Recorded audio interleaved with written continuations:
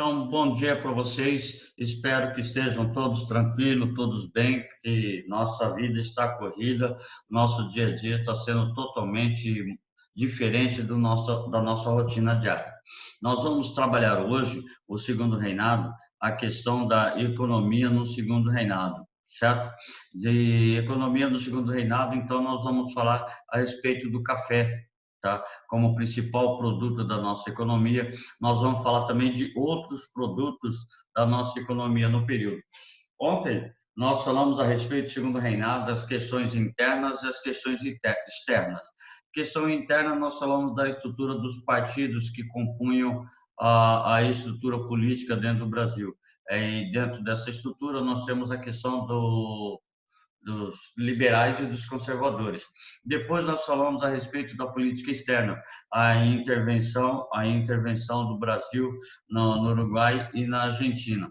No caso dessa situação, dessa intervenção do Brasil no Uruguai e na Argentina, era justamente para controlar ou para estabelecer o controle da bacia platina, tá?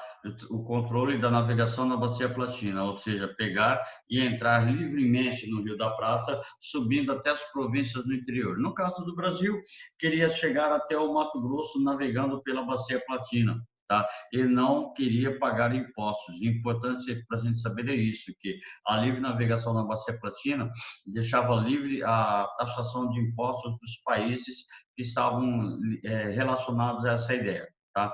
E nós falamos a respeito da Guerra do Paraguai. Da Guerra do Paraguai, falamos a respeito das invasões que o Paraguai executou, falamos das causas da Guerra do Paraguai, que foi uma reação contra a intervenção armada do Brasil no Uruguai. O Paraguai declara guerra ao Brasil. E depois nós falamos que houve a formação da Tríplice Aliança. A Tríplice Aliança foi formada entre Brasil, Uruguai e Argentina contra o Paraguai. E no final, nós falamos das consequências da guerra para o Paraguai, uma dizimação total da população, cerca de 75% da população foi exterminada. E tudo isso narra a estrutura do pensamento da liberdade, onde o Brasil consegue conquistar a guerra e também parte do território depois da Guerra do Paraguai. Então, o Brasil expande seu território um pouco mais, a dominação do comércio da erva mate, e a Inglaterra vai ficar por trás do movimento, sempre como o país que vai estar dando condições de financiamento aos outros países. Portanto, a ideia era que o Paraguai tornasse independente totalmente dos outros países, sem nenhuma relação de dependência econômica. A Inglaterra, então, achou isso que era um mau negócio para a sua economia e tratou de exterminar também o Paraguai. Então, é o seguinte, para hoje, a gente fala a respeito da questão da economia, então da economia no Brasil no segundo reinado. Lembrando que o segundo reinado vai de 1840 a 1889. Em 1889 termina o segundo reinado com a proclamação da República do Brasil. Dentro desse período, nós temos o desenvolvimento da economia no Brasil. E agora nós temos um produto significativo para a nossa economia. Se antes nós estávamos passando por crises consecutivas devido a um produto significativo na economia, agora nós temos o café. O café ele passa a ser significativo a partir de 1830. Tá? A partir de 1830, o café passa a ser significativo para a nossa economia, porque a partir de 1830 ele alcança a região sudeste. Na região sudeste vai encontrar condições propícias para o desenvolvimento dessa agricultura, tá? Ou dessa cultura agrícola. Ao mesmo tempo, nós temos uma grande produção de café, não só devido à área produtora, às condições de produção, mas nós temos a produção de café porque nós tínhamos mercado consumidor. Estados Unidos e a Europa eram os principais consumidores do café do Brasil, e isso incentivava cada vez mais a produção do café, café, café, café, café. Portanto, nós não temos uma preocupação com a produção industrial. A preocupação com a produção industrial virá só por volta de 1860, 1870, com o Barão de Mauá. Agora nós temos um produto agrícola, tá? Um produto extrativista agrícola, que vai fazer com que o Brasil desenvolva parte de toda a sua economia sentada nessa situação. Então, além de termos um mercado externo gigantesco nos Estados Unidos e também na Europa, nós tínhamos assim um alto valor do produto, um valor significativo do produto. Então, era necessariamente o produto mais significativo para a nossa economia. E as condições favoráveis. Nós temos clima e temos o solo de terra roxa. Na verdade, o nome terra roxa é um erro de tradução do idioma do italiano, que quando os imigrantes começam a chegar também mais ou menos nesse período, 1840, 1850. Então, eles tratam a terra vermelha e rossa, terra rossa. Um erro de tradução colocou com uma terra rossa, que é vermelho no italiano, colocou-se terra roxa, é a terra vermelha. Então, uma terra muito favorável para a produção do café. Isso tudo levou ao investimento dos grandes coronéis. Então, os grandes coronéis passam a investir maciçamente na produção do café. Era o principal produto. O açúcar já não era significativo. O solo para a produção do açúcar já não era propício. Então, vamos desenvolver essa nova agricultura, essa nova cultura agrícola. Por isso, o desenvolvimento dessa produção ganhou destaque na região sudeste, principalmente São Paulo. Quando alcança o oeste paulista, ocorre a explosão da produção do café no oeste paulista. Então, a partir daí, nós temos o desenvolvimento significativo da produção do café quando alcança a região São Paulo, o oeste paulista. Vai ser uma explosão da produção de café e agora todos os grandes fazendeiros que estavam preocupados com a economia do Brasil vão voltar para a produção do café. Então, região sudeste é o principal elemento, a principal região de produção de café. Só que a produção do café propiciou também desenvolvimento de outras situações, como, por exemplo, desenvolvimento no sistema de transportes, como estrada de ferro, portos para escoamento do café. Para eu poder levar o café para os Estados Unidos e para a Europa, houve a necessidade de desenvolvimento de portos.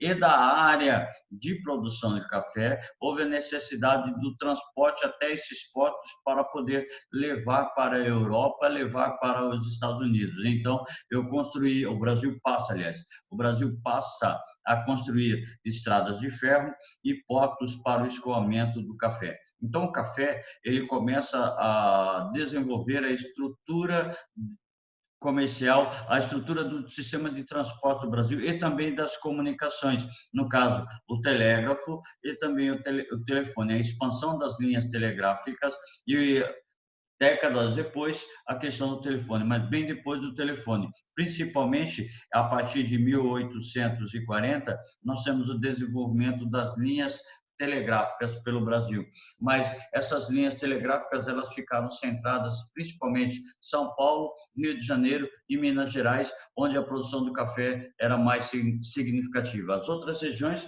posteriormente, passam para o processo de desenvolvimento das redes das linhas telegráficas e também o desenvolvimento das atividades urbanas, como comércio, banco e indústrias. Muitos senhores barões do café pegam parte do seu investimento, do seu lucro, pegam parte do lucro do café e passam a investir na produção de indústria, na produção industrial. Muitos comerciantes tornam-se banqueiros para o financiamento da produção de café. Os fazendeiros precisavam de financiamento para a produção de café, então eles acabaram indo até os bancos para poder buscar os empréstimos. Só que a ausência dos bancos era uma das grandes dificuldades. Com o café, nós temos a expansão do sistema bancário brasileiro. Para você ter uma ideia, a importância do sistema urbano bancário, no Mato Grosso foi desenvolvido um sistema de bancos relacionados ao Rio de Janeiro, chamado Banco Rio e Mato Grosso, comandado pelos irmãos Muxim, associado à produção da erva mate. Mas isso está num período posterior à época do café. Tá? Então, dentro dessa ideia, o café propicia o desenvolvimento do transporte, o desenvolvimento das comunicações, o desenvolvimento das atividades urbanas. Só que é importante nós lembrarmos que a estrutura econômica não mudou para o antigo sistema colonial. O antigo sistema colonial, o sistema de plantation, perdurou até a lavoura do café. O plantation era produção em latifúndios, tá? Economia escravista, grandes propriedades rurais, latifúndios, tá? Monocultura de agroexportação. Então, permanece a estrutura do plantation, permanece na estrutura do café. Então, nós temos uma economia latifundiária, grandes produções, grandes áreas, grandes terras, grandes fazendas, grandes áreas de produção. Tá? Então, o café continua dentro de uma economia latifundiária, uma economia de produção voltada para a estrutura urbana, economia escravista ou escravocrata, tá? A produção do café esteve ligada sempre ao trabalho escravo, só que a partir de 1850 nós temos uma diminuição da população de escravos na lavoura do café, com a entrada do grande número de imigrantes, principalmente italianos, alemães, poloneses, principalmente esses três grupos. A entrada de imigrantes vai fazer com que a produção do café seja barata, ou barateie a produção do café e aumente o meu lucro. Porque na produção do café, na estrutura escravista, eu tinha que manter o meu escravo, eu tinha que controlar a fuga do meu escravo. Então, eu acabava tendo prejuízos. A partir de 1850, nós temos uma alteração na lavoura, na produção da lavoura cafeeira. Eu tenho uma paulatina, uma constante substituição da economia escravista para a economia imigrante. Então, aos poucos, eu vou substituindo, tá, o escravo negro pela mão de obra do imigrante, que para mim vai ficar mais barata. E a partir de 1850, nós temos a vinda desses imigrantes com uma perspectiva de melhor condições de vida e melhores condições de trabalho. Só que, ao chegar no Brasil, eles acabaram sofrendo o processo de exploração e houve o processo de intervenção do Estado nas relações de imigração, e depois nós vamos analisar isso um pouquinho mais adiante. Então, temos a economia latifundiária, produção de café em grandes propriedades rurais, nós temos a economia escravista, ou seja, a produção era feita através da mão de obra escrava. Nós temos a economia monocultora, ou seja, a base da produção, a base da economia é o café, a base dos nossos negócios, a base das nossas exportações era o café, tá? E economia de agroexportação. Maior parte de tudo que era produzido no Brasil era exportado para os Estados Unidos e para a Europa, os principais mercados consumidores do nosso café. Então, nós temos, assim, uma situação que permanece o mesmo sistema dentro do período colonial, o mesmo sistema do plantation. Produção latifundiária, economia escravista, monocultora e agroexportação. Ou seja, tudo isso permanece a ideia de que a economia no Brasil continuava agrária. Por isso, a produção industrial não foi bem desenvolvida no Brasil. Por isso, a produção industrial ela foi tardia no Brasil. Nós podemos falar que a produção industrial no Brasil só ganha forças pós Primeira Guerra Mundial. Corrija para mim. A produção industrial do Brasil ganha forças pós Primeira Guerra Mundial. Até então, até o século XIX, a produção era essencialmente agrícola. Até por volta de 1930, a base da nossa produção era o café. Então, a partir de 1830, quando o café ganha importância, até 1930, vai ser o principal produto da nossa economia, certo? Então, a economia latifundiária, ou seja, produção em grandes propriedades rurais, economia escravista, a base da mão de obra era escrava, depois foi substituída pela mão de obra do imigrante, a base era a monocultura, o principal produto da nossa economia era o café, então monocultura, a principal preocupação era a produção do café e a agroexportação. Maior parte de tudo aquilo que era produzido no Brasil era exportado. Os dois mercados consumidores do nosso café, Estados Unidos e a Europa, certo? Alguns países da Europa. Então, nós temos necessariamente essa situação, tá? Ou seja, nós temos o café como principal produto, alto valor, clima favorável para a produção, passou a desenvolver na região sudeste, desenvolveu os meios de transporte, como a produção de estradas, construção de estradas de ferros, construção de portos, auxiliou no desenvolvimento das comunicações, principalmente o telégrafo, tá? E desenvolveu as atividades urbanas. E dentro dessa situação das atividades urbanas, o café, ele cria um novo modo de ser, um novo modo de viver, um novo modo de fazer política no Brasil. Então, grave aí, os grandes fazendeiros de café, tá? Os grandes fazendeiros de café, eles queriam estar dominando a política no Brasil. O Dom Pedro II, para obter o apoio da elite cafeicultora, concedeu títulos nobilárquicos, ou seja, título de nobreza aos grandes produtores de café.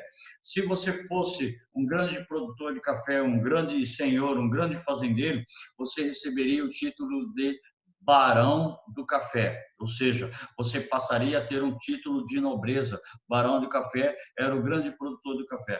E isso trazia para próximo Dom Pedro, tá, fazia uma aliança com esses barões do café para propiciar o desenvolvimento da política em prol de Dom Pedro II. Mas isso não foi suficientemente necessário, que depois a própria monarquia entra em crise, e nós vamos ver isso mais adiante, certo? Dentro dessa perspectiva, então nós temos que salientar claramente, tá?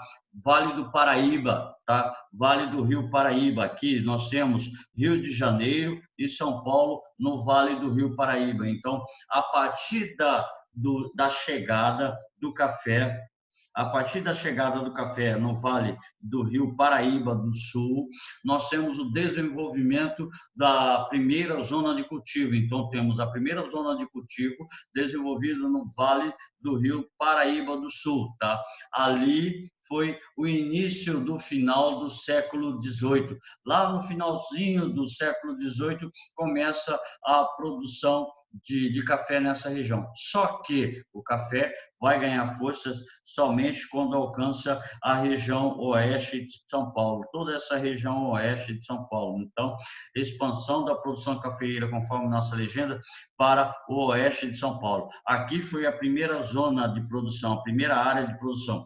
Quando o café alcança a área de Ribeirão Preto e outras regiões mais, começam o processo de expansão, tá? Então, no Vale do Rio Paraíba do Sul, a produção era escravista tradicional, ou seja, eu tenho meus escravos vão trabalhar na lavoura, meus escravos vão ser fiscalizados no processo de produção, tá? Sem inovações técnicas, tá? Era basicamente a produção agrícola comum, a mesma técnica que era utilizada na cana-de-açúcar. Então, principalmente até 1860, 1870, a estrutura era igualzinho do sistema colonial, idêntica da estrutura do sistema colonial. Tá? A partir do momento que alcança o oeste paulista através de Campinas, e Ribeirão Preto, tá? Como a segunda zona de cultivo, início aproximadamente a partir de 1850, a tecnologia já era um pouco mais avançada. Tá? Nós temos a introdução do trabalho dos imigrantes paralelamente ao escravismo, a região de Terra Roxa, a famosa Terra Roça, certo? Então, a ideia que nós temos é o seguinte: primeira área de produção, Vale do Rio Paraíba do Sul. Aqui nós temos a primeira estrutura de produção. A segunda área de produção, ou segunda zona de cultivo, a partir de Campinas e Ribeirão Preto, na questão do Oeste Paulista. Quando a produção do café alcança a região do Oeste Paulista, o Paraná, o extremo norte do Paraná, também vai se dedicar à produção do café. Mas não era uma produção tão intensa como a produção em São Paulo, Rio de Janeiro e Minas Gerais, mas houve a produção do café. Tá? A partir de 1870, há uma produção de café na região do Paraná, mas as principais áreas são São Paulo, Rio de Janeiro e Minas Gerais, as principais áreas de produção da zona cafeira, certo? Então, nós temos essa condição, tá? O café como principal produto da nossa economia, e esse produto era significativo para os nossos lucros. Primeira zona de produção no Vale do Rio Paraíba do Sul, entre São Paulo e Rio de Janeiro, tá? Desenvolvimento de técnicas rudimentares de produção, tá? E o trabalho escravo. Segunda área de produção, segunda zona de produção, o Oeste Paulista, a partir de Campinas e Ribeirão Preto, nós temos o desenvolvimento da segunda área de produção, tá? Já com uma tecnologia um pouco mais avançada e a introdução do trabalho de imigrante. Tá? Então, a partir desse momento, o café passa a alcançar significativamente a estrutura da economia do Brasil. A partir de 1850, então, o avanço do café foi significativo. Para você ver uma situação. E este nosso mapa, ele mostra o processo de expansão, tá? Da lavoura cafeeira, tá? Do Rio Paraíba do Sul, nós temos a expansão para o Oeste Paulista, de Ribeirão Preto até Lins, ou até alcançar a questão de São José do Rio Preto e a Presidente Prudente, e a partir de Presidente Prudente, Botucatu e Itu, nós temos a expansão da lavoura para a região de São Paulo. Na região oeste, no extremo norte, nós temos a questão da expansão para as Minas Gerais, a expansão também do processo de Minas Gerais e até o Espírito Santo. Tá? A expansão para o Rio de Janeiro, do Rio de Janeiro para o Espírito Santo. Então, essas são as áreas produtoras de café até por volta de 1935. Então, nós temos a expansão, tá? A partir do início do século XIX, de 1836, nós temos a expansão para a região de São Paulo, 1854, a expansão para a região de Campinas, região de Itu, 1886, a expansão para a região do café para o Ribeirão Preto, aí 1920 e 1935 a expansão para o restante da região de São Paulo. Se você prestar bem atenção nesse mapa, o estado de São Paulo representa a maior área produtora de café. Apesar de termos a produção em Minas Gerais, Rio de Janeiro, Espírito Santo e também no extremo norte do Paraná, a maior área produtora do café era o estado de São Paulo.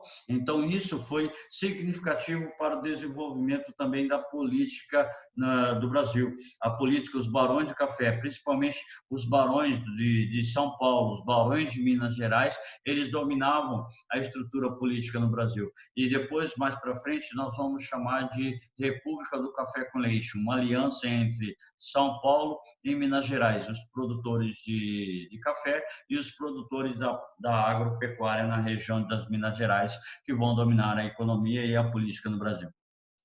Se você pode prestar atenção nesse mapa, você percebe também que a região das Minas Gerais era uma região muito ampla. O grande potencial das Minas Gerais até esse período ainda era a mineração, só que estava em declínio. Tá? A partir de 1830, as Minas Gerais começam a receber grande produção de café e gado. Então, a produção em Minas Gerais, a produção agropecuária é centrada no café e o gado dentro dessa estrutura. No mais, nós podemos dizer que o café era significativo, mas nós tínhamos também outros produtos que eram significativos para a nossa economia, outros produtos que ainda tinham uma participação na economia do Brasil, tá? Como é o caso da cana-de-açúcar. Nós nunca paramos de produzir cana-de-açúcar desde o século XVI, a partir do início do século XVI.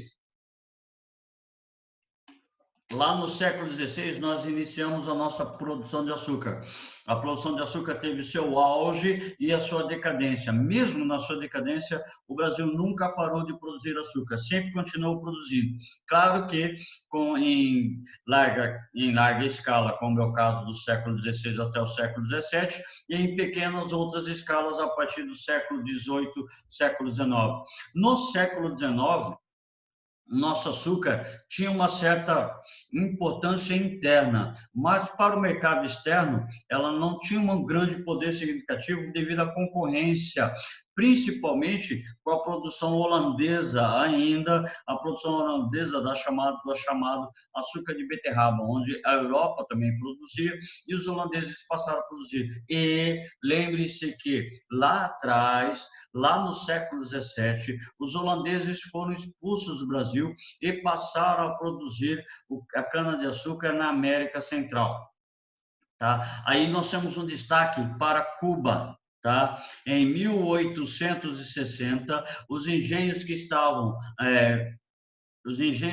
funcionando em Cuba eram muito maiores do que os engenhos que funcionavam em Pernambuco, no Brasil, devido a essa concorrência, a uma decadência muito grande da produção do açúcar do Brasil. Embora tinha uma certa significância para o mercado interno, mas para o mercado externo não tinha assim um grande valor comercial. Ele perdeu a sua importância comercial devido à concorrência com os outros países da Europa.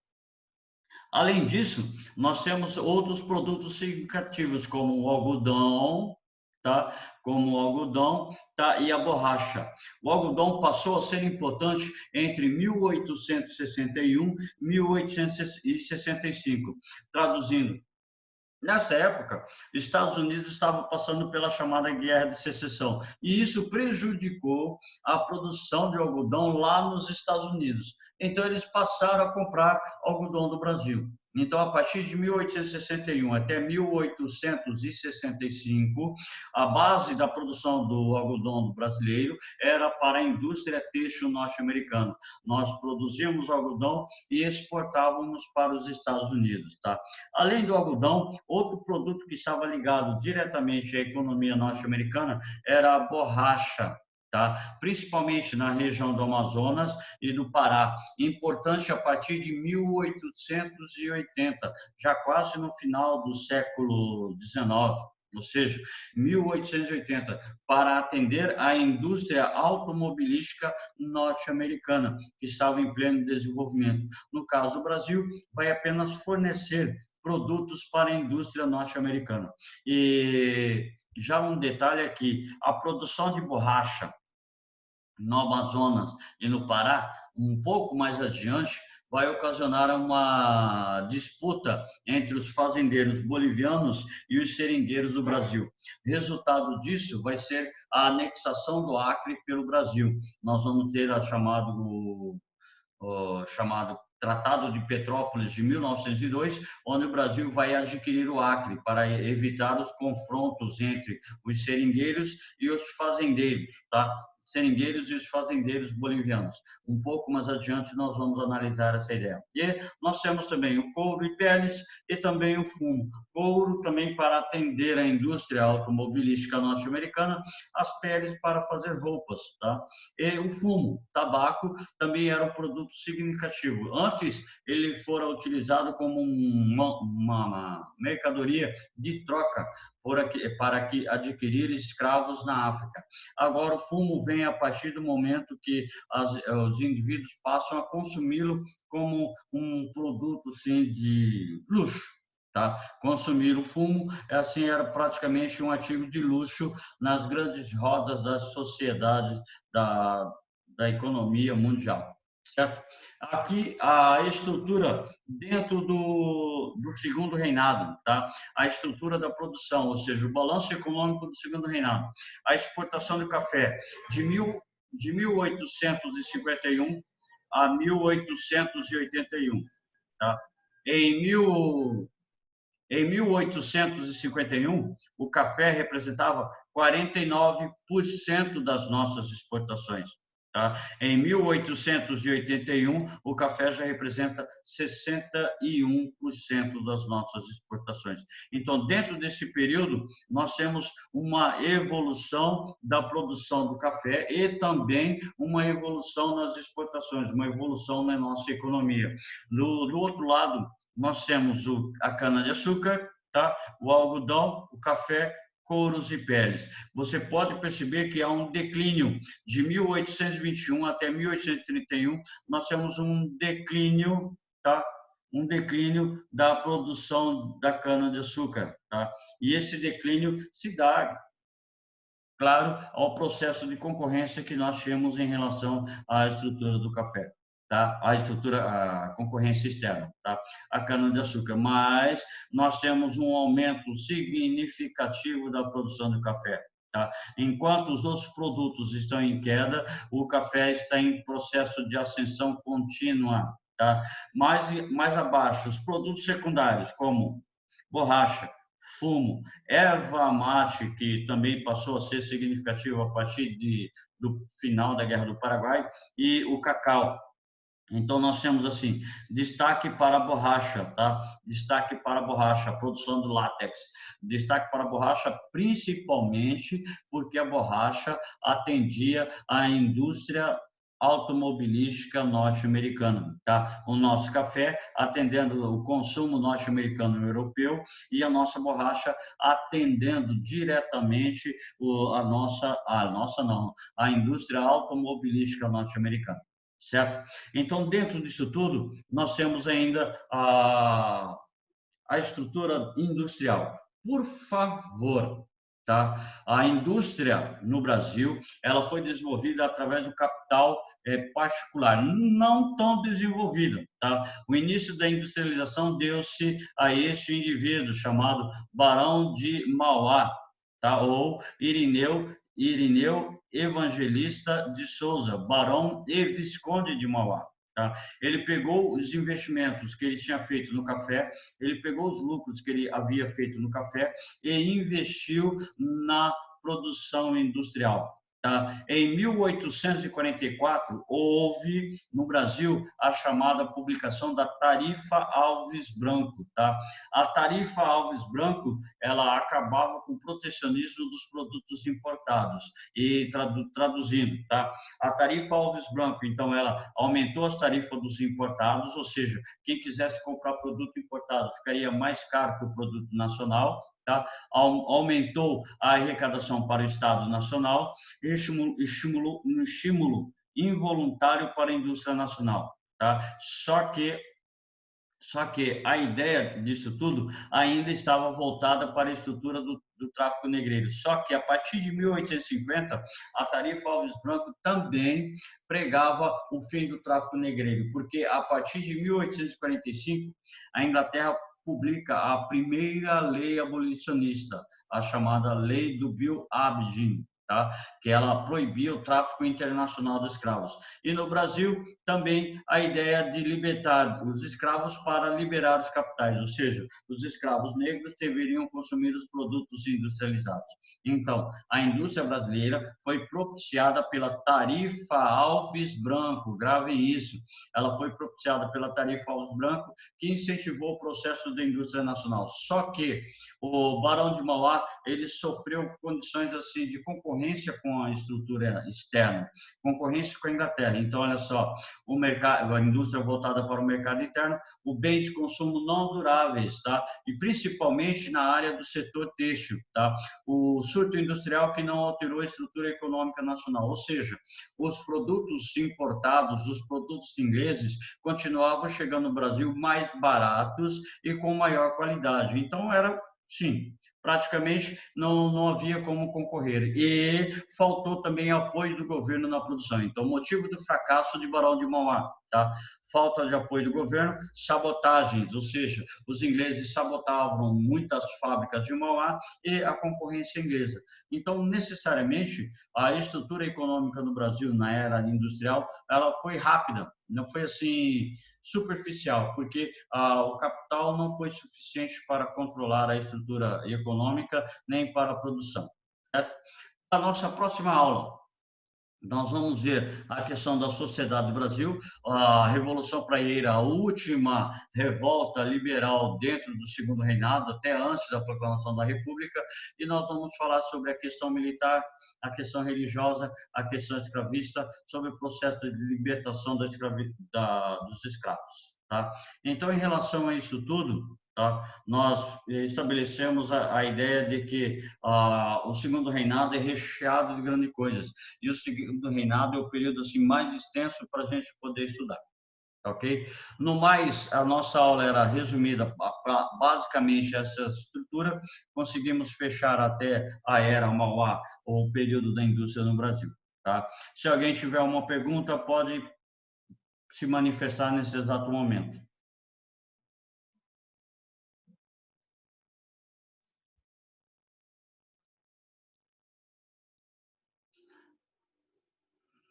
Ô, Ronei, Oi. deixa eu te perguntar. É, esse slide você já colocou no Sim, Sysflame? sim, no Sysflame, Ah, tá? As aulas tá. anteriores, a aula de ontem eu coloquei no Sysflame, essa aula de hoje eu vou colocar no Sysflame. Talvez eu não consiga colocar hoje à tarde, talvez hoje à noite já esteja disponível, tá ok? Ok, obrigada. Tá, todo o material estou deixando lá. O material para o simulado que vocês vão fazer também está lá. Não é a minha aula, mas eu coloquei uma aula lá, tá ok?